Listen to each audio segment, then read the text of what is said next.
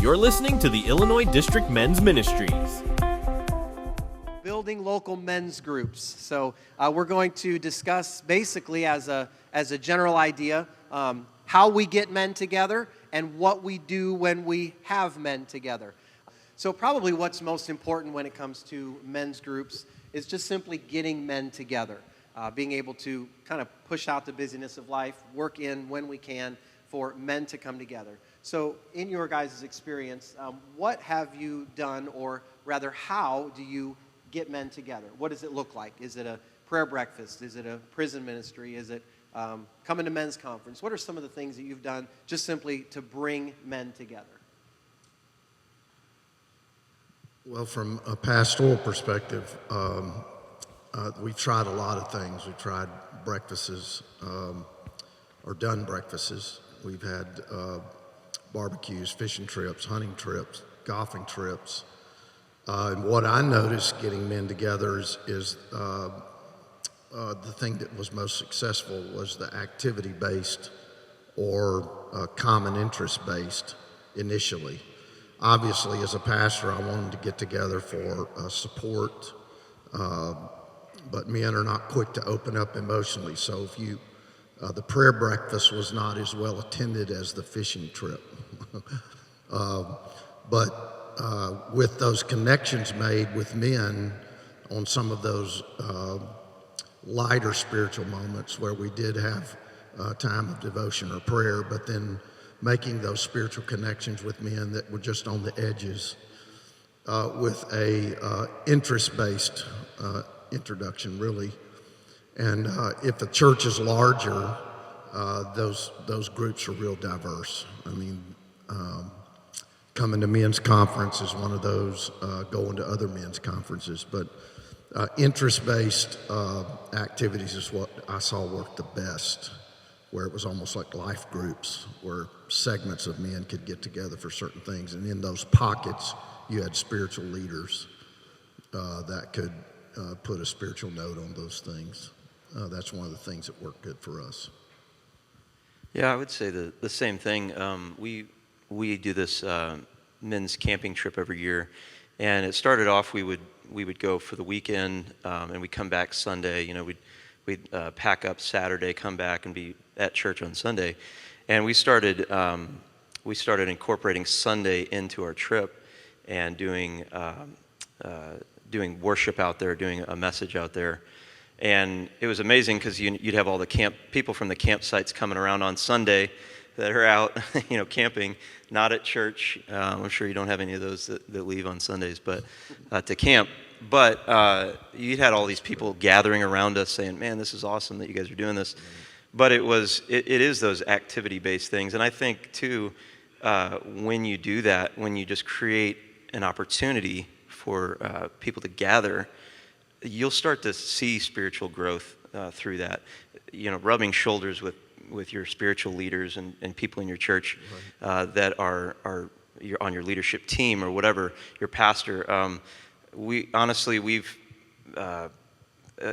the relationships we've built in those camping trips it's completely different than a church service. Like, it's not even the same type of atmosphere, and really just sometimes with men, like we feel like we need to be able to trust people, and you can start to gain and build trust in those kind of trips. And I really feel like it just helps. Whenever now you're in a church setting, now you have a little bit of trust and familiarity with someone, and I just think that helps on the spiritual side as well. Absolutely. Thanks for sharing.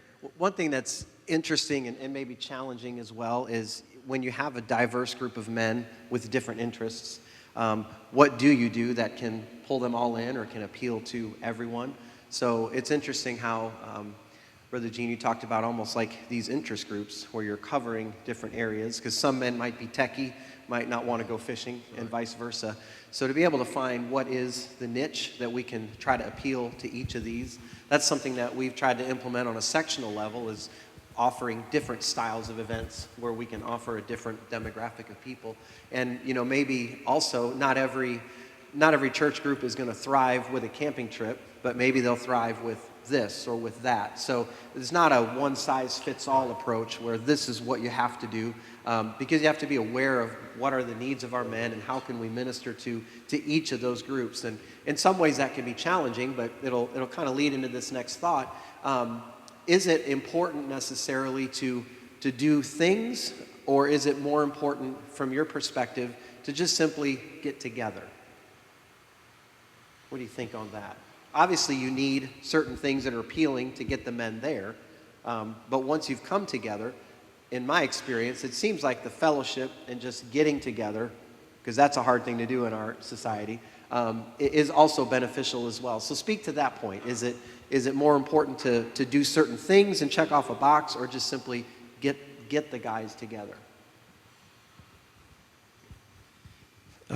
So, I mean, men are very task-based oriented.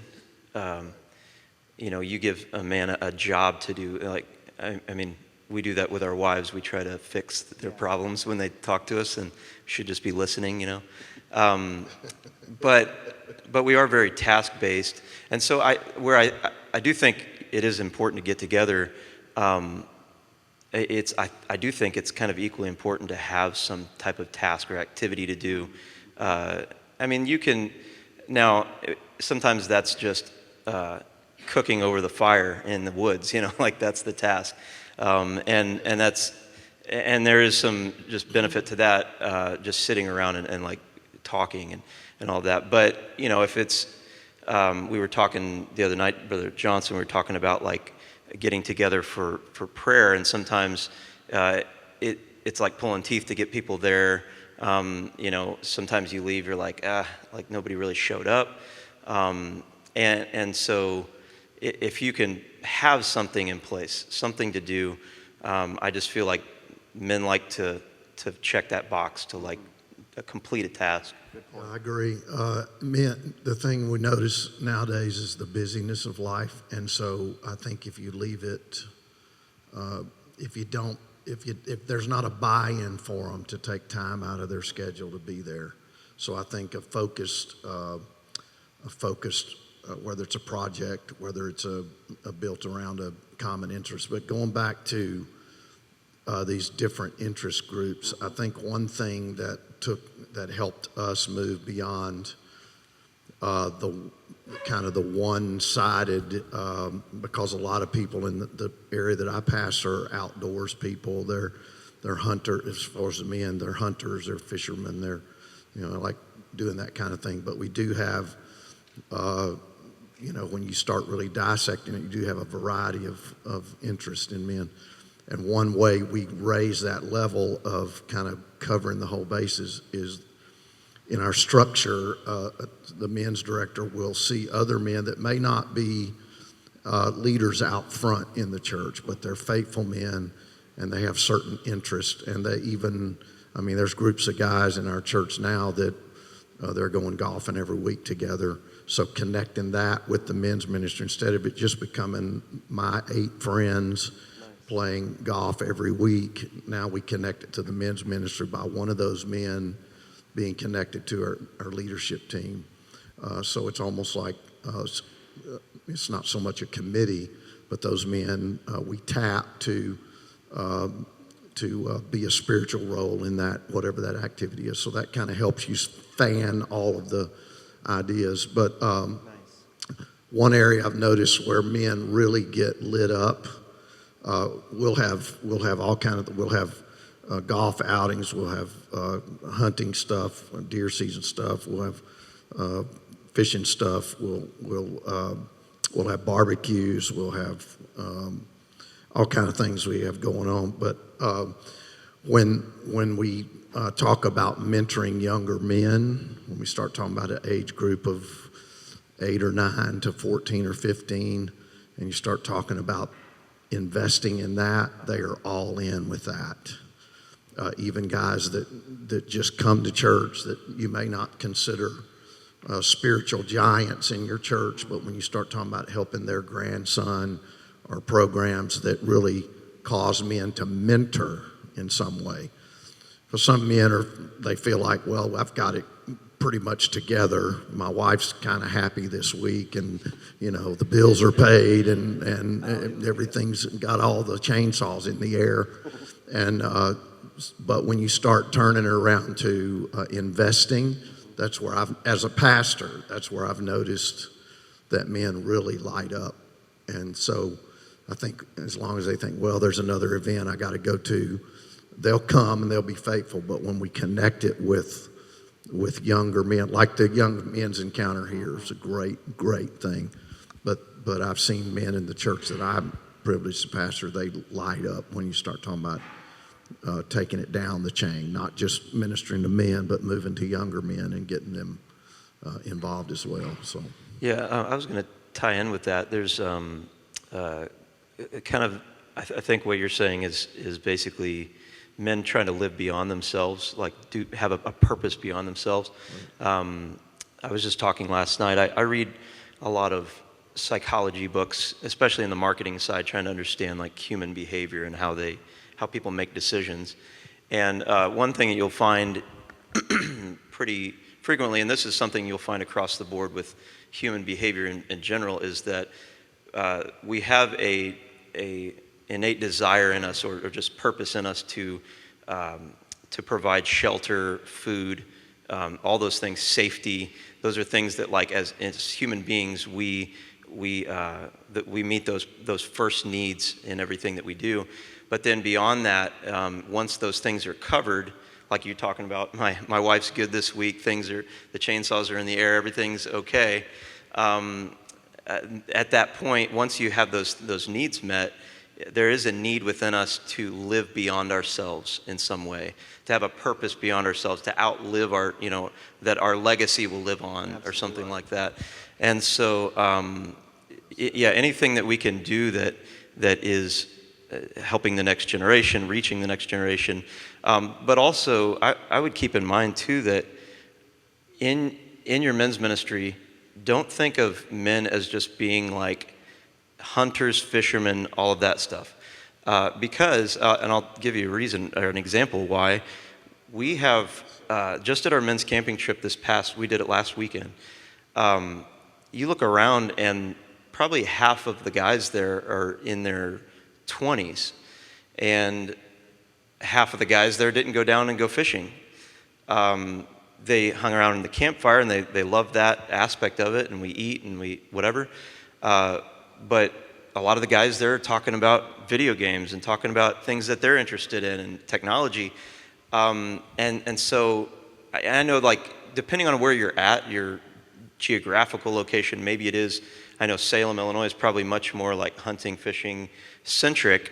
But if you're in a more of a city, urban area, you may have a younger audience that is interested in coding and interested in photography and interested in things like that. We actually, when we do our men's camping trip, there's a group of guys that all have cameras, and they go and they shoot photos of like the area that we're in. And they're all talking about it, and they're showing each other photos and stuff. And so try not to get hung up too much on that. It has to be this type of like stereotype of what a man would want to do, but keep that open-mindedness, especially if you're trying to reach the next generation. What's something that will appeal to them and be interesting to them? Absolutely. Yeah, well stated and good perspectives. And it's important to remember that we want to serve our men personally, but to make these connections where they are developing a ministry, they are reaching as mentors, reaching into the next generation. That's part of what we want to accomplish as well. So great things. Okay, so let's flip the coin on the other side. What are some challenges that you've faced with men's ministry? Maybe some pitfalls that you're sharing, all of us can avoid maybe making the same mistake. Anything along those lines that comes to mind? We haven't had any pitfalls in men's ministry. Most of those happen in the music ministry and the ladies' ministry. So men are good. There we go. No.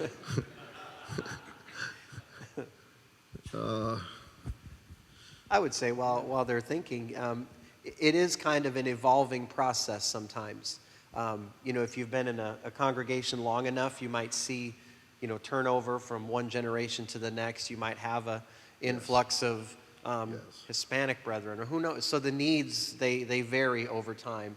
And so I would recommend being aware of those needs, aware of those interests, so you're not locked into any one particular way of doing things, but you're able to sense and, hey, we've got some gamers here, some coders here. Let's not force them into our mold, but be aware of what some of their needs and their interests are, and recognize that it can change from time to time. We may have done our camping trip for 15 years, but maybe it's time to shift gears and move into this direction. So maybe not to get locked into any certain way of doing things, but rather being aware of what's the need among our demographic, and how can we best meet that need. Our men's, we've had, I don't know if pitfalls, but needs, I guess, real needs. A significant need, I feel like, is we would have a lot of children that were coming that their parents did not attend church, their dad did not attend church, or maybe they're living with their grandparents. We have a private school, so that we have, there's about 60% of our student base that's not in our church, so there's connections there. I think one of the biggest challenges for that I feel like we need to tackle next, just where I'm at, is and that's why I talked about mentoring a minute ago. I think connecting the men in our church that enjoy those outings, enjoy fellowshipping together, enjoy their interest-based stuff, connecting with those young men that are in those formative years. I mentioned a little bit of it last night, but I had a godly praying mother, but because of the situations in our home, I didn't have very much male influence as far as spiritual influence in my home.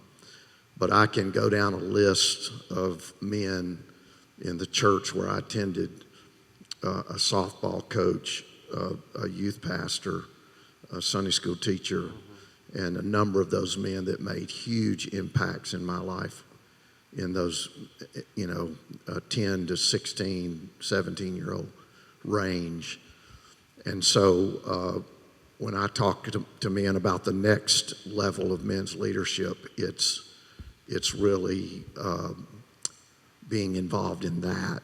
So I think that's the biggest, because we can get, as men, we can, it's camp out weekend, or it's fishing weekend, or it's golfing weekend, and we're all going to have a great time. But the real need-based, and it's not a pitfall, but I think it's for us, it's the next level of men's ministry, that we develop some kind of a vision for that, and because it's a real need. Amen. Foster children, children not raised with their parents. We have a pandemic of that, yes, really.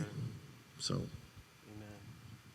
Amen. Yeah, I think one of the things that we can tend to fall into is this mindset of like Brother Colet said, like one thing is going to be the thing that works forever, and men have all kinds of new opportunities these days of things that they can be involved in, areas that they can get into.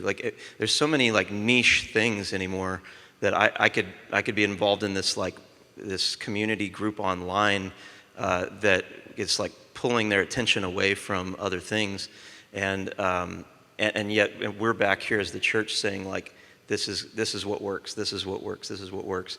But there's so many, like I said, just things pulling for people's attention, vying for their attention. I've heard it said that attention is one of the greatest currencies that we can have, is just holding someone's attention long enough. And so when we get into that mindset, we're kind of shooting ourselves in the foot by just saying that this is it, this is what's going to work. And also we tend to probably over spiritualize everything. We want every event to be spiritual. It doesn't necessarily have to be. You can do spiritual elements in it, but men are there's a concept Starbucks, I think, kind of coined this phrase, but it's called third places. And so first places would be home, second places would be work, and third places would be anything outside of those two. Men have ample opportunity for those third places, anywhere that you can go and be involved in some type of community. My wife and I go to the gym every morning, and it is like a church there. There are people there congregating, they're talking, they're hanging out, they're spending time together, they're building relationships, and they probably don't have a church culture. They don't have that. So that is their third place. That is their place that they go to. Starbucks coined that because it's basically, they're kind of one of those things. The local coffee shop is another third place. My local coffee shop has regulars that come in every day, and they know each other by name, and they know everything about each other. And so if we get locked into this mindset of like, the only thing we're able to do is prayer, men's prayer, or something like that, people are going to go other places because there's things pulling for their attention, interest groups, and things that they want to be involved in. And so I think that would be a pitfall, is just getting stuck in that mindset, that loop of it has to be always spiritual and it always has to be this certain type of way, when it really doesn't. We can go beyond that and try something new and be a little bit adaptable in what we do. And I think just excellent stuff about Starbucks. That's great. Want to go? Keeping on the theme. Let's go to our third place. I think too. I think the level that I think we're now at to some degree is men's ministry. Instead of being a number of events, which I think you need those times where you come together, but recognizing another level, and it's not so much a pitfall, but maybe a need, is the sacredness of your everyday life, because these places. But then as you're mentioning that third place, I was just sitting with. We have pillar prayer on Tuesday mornings. This is the retired group, and every once in a while the pastor will take them all out to lunch. So on lunch prayer meeting, they're all there. So that's a little incentive. So this past Tuesday, we went to a little restaurant. There was probably 35 of them there. And I was sitting across from one of the elders. He's 87 years old. And the waitress came in and she starts giving him grief. And I said, well, you must come here quite often. He goes, yes. He said, me and Brother Lester, which is another elder in our church, is just spiritual giants. He said, we come here every morning at 6 a.m. and we sit at that table in there. Says about 8 or 10 of us, and they're all good men, church men. They may attend other churches in our community, but it's a Christian base. They talk about the Bible. They share their experiences. They pray together. And so making that connection, that it's not just about the men's stuff that's happening at our church, but when you elevate that in their lives, that this is an extension of men's ministry, getting together with other men in that third place. I think that's, if we can get to that level, you start pushing it outside the doors. That's good. So yeah, the church is that third place. You're asking quite a bit of someone to leave. They have projects at home. Like I was thinking about it the other day. I'm like, I wish I had that extra day on the weekend that I could finish this stuff, because I'm like, I can't do it. This stuff just lingers on for so long because I can't get to it. So you're asking them, take time out of your day. I know it's not a lot of time to come to church on a Sunday, but then you're taking that and then also something else and then also something else. So another thing too is just to be really wise about people's time, like be a good foster of their time, because you are asking a lot of them. And so for us to ask people to come, and also it's something that we haven't really put a lot of thought into. It's kind of like, not really a good use of their time. We have to be a little bit wiser about how we do that. Yes, sir. But everything out there, there's like pickleball clubs now. There's like anything you could ever want to be involved in, you can be involved in, and there's a community aspect around it. And so that is what we're competing with now, before we weren't competing with all of that. Sure. I mean, even 20 years ago, 10, 20 years ago, we were not competing with the level of attention drawing that's happening now. And so I also think it needs to meet a need. I think that's important when you're talking about what we're going to do.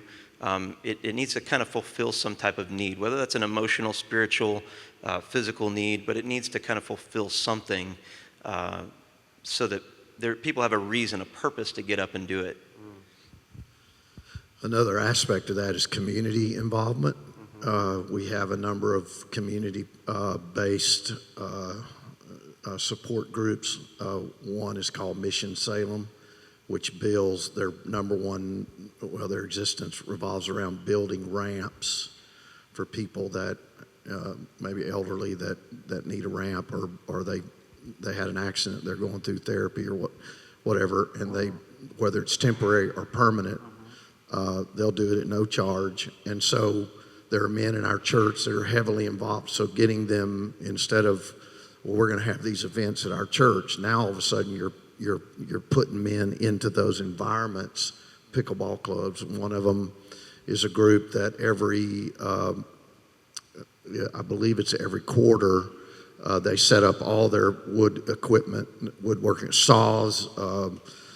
They use a huge parking lot. This past Saturday, they were at the Elks Club, which is right down from my house, and they're set up on Saturday, and they're making beds, children's beds for people that need bedding for their children. So they'll make a little bunk bed, or they'll make a single bed, outfit it, mattress, and all that. Well, they do that in one day, so all that stuff's pre-cut. They assemble it. So getting your men involved in those kind of things, and also getting them involved in the community political structure, whether it's on a township board or running for mayor, or that's men's ministry. Absolutely.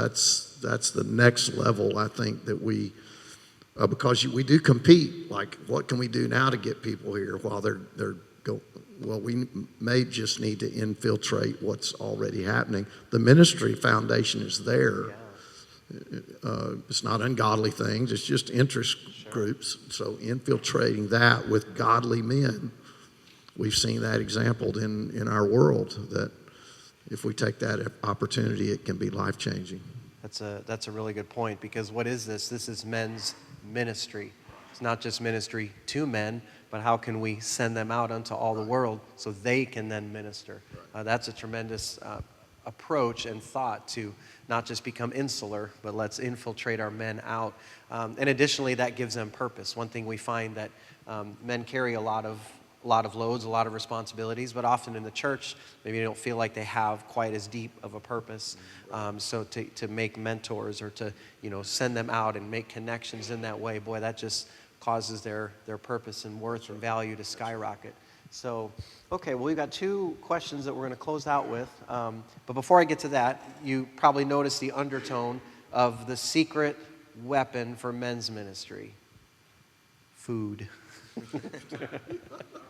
That's always a great drawing card, right? All right, let's take it this route. Let's say many of us here, I'm sure, have established men's groups. Maybe some are in this audience trying to learn, what do I do to start up a men's group? So let's say we're at ground zero. What does a pastor, what does a church, what does a group do to start a men's ministry? What should they do? What should their approach be? Trying to build something up from ground zero. Speak to that from your perspective of how it's worked for you, or how you've observed it along those lines, starting from scratch. It's been a long time for me. So I come, obviously, with like the work that I do in marketing. I come at things a little bit differently, because a lot of times people will come to us and say, like, I want branding, I want a logo. And we ask like deeper questions than that. Okay, what is your vision? What's your mission? What's your values? And so rather than just like slap a label on it and say this is what we are, it really needs to come from the ground up. It needs to be a part of who you are. I don't want just people to think like we are Hope Church, but we're actually a hopeless church. Let's start from there. Like, how do we? If you're a Hope Church, then how do we create hope in people's lives? Okay. So really, I think for me, when I'm thinking through that, I'm thinking needs based. I'm thinking like, how do we fulfill or meet needs in our church? And so it may, when you think of it that way, it actually may change the way that it ends up looking in the end. Sure. It may be that if you're a small church, you can't go for that big church, men's ministry that can do all this crazy stuff. Start with what you have, the resources that you have, and focus on meeting whatever needs are there. One thing that I think it's been several years now, but in Herrick they always have the men's conference there, and one of the just most amazing displays that I saw in the church setting was I think it was some of the missionaries there saying, we need to build this building. We need to build this overseas, and men just standing up and saying, I'll donate wood, I'll donate this, where can I send it? All these things. We'll go and we'll help build it. Let us know where to go, when to go there. That's the Acts Church pulling resources together. Think of the resource that you have in your church of these men with knowledge of construction, of knowledge of technology, and all of these things that we can harness. And we're talking about purpose, giving someone purpose. If we approach it from that standpoint of like, what are the needs that we can fulfill in this church through this ministry, it changes the perspective. It goes from, let's just go hang out on Saturday mornings and have breakfast, to what else can we do? What can we do that's more purposeful? And so coming from a place of need, starting from that ground zero, if you're there, don't think, I know you're all probably men that work jobs, and if you're pastors, you probably work a job and pastor. And so the thought is daunting of creating this ministry that is big and whatever. If I can meet some small needs in my church, you can you can really make a huge impact on the lives of your members of your church. Something that's been on my heart lately that we're talking through how we can develop something like this, but is there are people in our church that right now cannot pay their bills. They cannot. Their cars are not running properly. Their life is just kind of a mess because they can't get out of that endless cycle of all this junk in life whenever you're trying to get to the next level. And we have resources. We have more than enough resources to fulfill some of those needs for single mothers or whatever, or widows in our church. How can we do that as a men's ministry to fulfill those needs? And then we're now taking them to the next level. We're elevating those people to the next level. So I just think when you're starting out, let's not think like, okay, let's put a bunch of stuff on the calendar. But what is the need? How can we meet that need? And I think when we come from that place, we are much more holistic in what we're doing. I would say I would second that. Tremendous there, Tim. Thank you. I think meeting that need, if you're in a place of starting out, I would say get with the men that are in your church, the solid, men. Whether it's questioning, whether it's anonymous survey, what's the greatest need in your life? What can the church do to help you be the man you want to be? Or sitting down for a time. So the first thing is like Brother Tim said, is grassroots.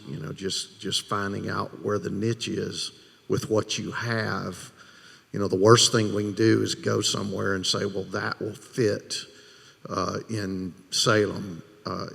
When you study the book of Acts, every city had a key and every city had a different ministry focus. So going to District Men's Conference or Herrick and then trying to plug that in where you are, that's just going to lead to a lot of frustration because your church is unique, your men's group is unique. And so whether that's Q&A with them, taking them to breakfast for a couple of months and saying, hey, we want to start a men's group. What are some of the big needs that we see that we can initially accomplish? And I think that's the way it started. Yeah, and I think the other stuff is easy. The breakfast is easy. Right. I don't. That's, hey, let's just go out on a Saturday and do that. Right. But if it's a brainstorming session with a group of your men, or maybe even some of the women in the church, they understand the needs that that the church has. Now, I don't know if we want to invite them, but they may give us a long task list of things to do. Here's what the men need to do. But if you're able to take some time, write it on the whiteboard, and say these are all the needs of the church. Yeah. These are all the things that we need to fulfill. These are issues that people are having in our church. Men would be more than they would love to help check some of those things off the list. How can we meet those needs? So I think that's a great place to start. Just kind of brainstorm, spend some time brainstorming. We're really good at having vision for things, casting vision for things, but actually following through with it is very, very difficult sometimes. And I think it's just because of the busyness of our lives. But if you're very purposeful in planning something and just follow through with it. Fantastic. That's incredible. Thank you for listening. For more information, resources, and upcoming events, please visit IllinoisMen'sMinistries.com.